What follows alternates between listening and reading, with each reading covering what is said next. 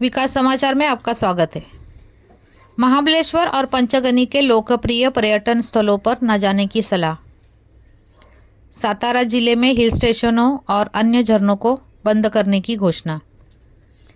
सातारा जिले के संरक्षण मंत्री शंभूराज देसाई ने पर्यटकों को अगले कुछ दिनों में महाबलेश्वर और पंचगनी के लोकप्रिय पर्यटन स्थलों पर न जाने की सलाह दी है, क्योंकि मौसम कार्यालय ने क्षेत्र के लिए रेड अलर्ट जारी किया है। देसाई ने सातारा जिले में हिल स्टेशनों और अन्य झरनों को बंद करने की घोषणा की है। गुरुवार को घाट इलाकों में बारिश जारी रहने के कारण देसाई ने सातारा जिला प्रशासन के साथ एक विस्तृत समीक्षा बैठक की। अन्य मुद्दों के अलावा भूस्खलन, सड़कों के धंसने और उफनती नदियों के कारण अनुयोजकता बाधित हुई है। महाबलेश्वर और पंचगनी मानसून पर्यटक आकर्षण केंद्र है।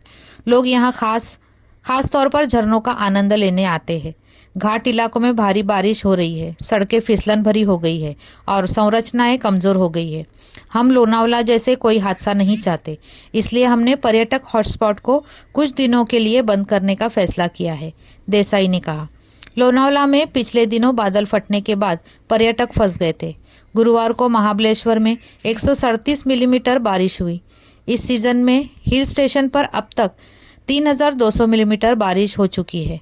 सांगली जिला प्रशासन ने युवाओं को सेल्फी लेने के लिए, पुलों पर जाने और सोशल मीडिया रील बनाने के लिए नदियों में प्रवेश करने से रोकने के लिए निषेधाज्ञा लागू कर दी है। सातारा और सांगली जिलों से होकर गुजरने वाली कृष्णा नदी सांगली शहर के इरविन ब्रिज पर 33 फीट की ऊंचाई पर बह रही है। नदी का खतरे का स्तर 45 फीट है।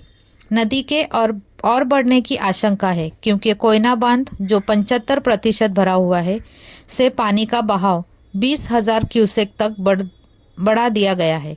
इसी तरह वारना बांध से स्त्राव बढ़ाकर 10,500 क्यूसेक कर दिया गया है।